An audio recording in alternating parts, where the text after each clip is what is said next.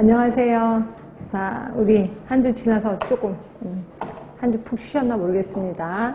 우리 이제 산업보건. 오늘은 1시간 이론, 1시간 문제풀이 하겠습니다. 자, 산업보건부터 들어갈게요.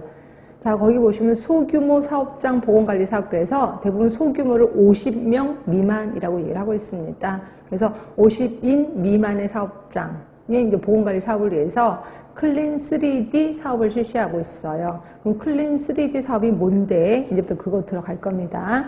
자, 3D가 뭔지는 아실 거예요. 자, 그 밑에 3D 사업 아실 것 같은데 혹시라도 모를까봐 1번에 데인저, 자, 위험, 그 다음에 2번에 더티, 더러움, 그 다음에 세 번째 디피컬티, 그래서 힘든 요 세 개의 사업을 우리 3D 사업이라고 얘기하는 거고요. 자, 그러면 이렇게 3D 사업에는 사람들이 안 하려고 하잖아. 되게 열악할 거 아니에요. 그래서 이 클린 3D 사업을 좀 하고 있어요. 그래서 이제 사업의 추진 배경을 보시면 일단 영세성으로 인해서 재정 능력이 취약하다는 거죠.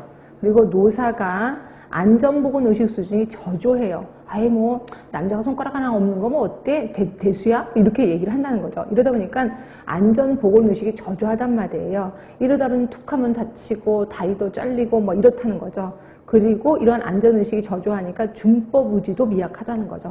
굳이 이렇게 마스크 써야 돼? 굳이 모자 써야 돼? 뭐 이렇게 생각을 한다는 거죠.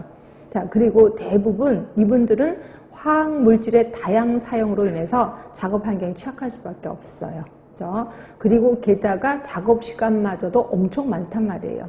이런 근로 조건이 열악해서 이분들에게 뭔가를 해드리려고 하는 사업이 클린 3D 작업 사업이라고 보시면 돼요. 그럼 어떻게 해드리는데 크게 두 가지를 하네요. 하나가 보건교육, 하나는 보건교육, 또 하나가 보건지도 두 개를 합니다. 보건교육 뭐 잔소리 하는 거고 보건지도는 상담해주고 환경관리해주고 제일 큰 게 이제 보호구 착용하라는 거죠. 이런 것들을 지도를 통해서 건강관리 의식 수준을 높일 거고 또 하나가 자체 보건관리 능력을 배양시킬 거야.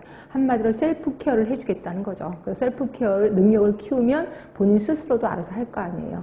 예, 요게 그 사업의 기본 방향이라고 보시면 되고요. 자, 그래서 보시면 클린 3D 사업의 지원 내용이 첫 번째 보시면 이제 돈, 융자금 또는 보조금 지원해 주고 있습니다. 두 번째는 옆으로 쭉 가시면 기술 지원이라고 있을 거예요. 그 다음에 세 번째는 옆으로 쭉 가시면 안전보건 대행 지원. 그래서 대행 사업을 합니다. 그래서 대신 해주는 거죠. 근데 대행 사업은 예전에 산업보건에서 혹시 공중보건에서 배우셨을 수 있는데 기억하실려나 모르겠습니다. 그러니까 보건관리자가 그 산업체에 있는 건 아니고 그 병원에 뭐 지하 같은 데 가면은 뭐 산업보건과 이런 데가 있을 거예요. 그래서 이제 거기에 있는 그 간호사분이 이렇게 쭉 가는 거죠. 하루는 이쪽 지역을 가. 그래서 그쪽 지역에 있는 조그만 산업체를 쭉 돌아다니는 거예요. 그래서 그 한 산업체에 가서 한두 시간 있는 거죠. 그래서 지금 보건관리 대행업체에서 나왔습니다. 혹시 평상시에 궁금한 거 있으시면 상담하러 오세요. 라고 해서 한두 시간 상담해주고 끝나면 또 B라는 사업체 가는 거고 또 C라는 사업체 가고 쭉 한번 돌아오는 거를 우리 대행 사업이라고 하는 거거든요. 하여튼 이렇게 안전보건 대행 지원을 좀 해두고 있고요. 그 다음에 네 번째 보시면 간이검진 옆으로 쭉 가시면 있을 거야. 10인 미만의 작업 관련성 질환 발생의 사업장에 대해서는 간이검진 상담 3회 격월 방문 지원. 그러니까 2달에 한 번씩 근데 3번까지예요. 3번까지 방문 지원을 해주고 있다라고 보시면 되고요.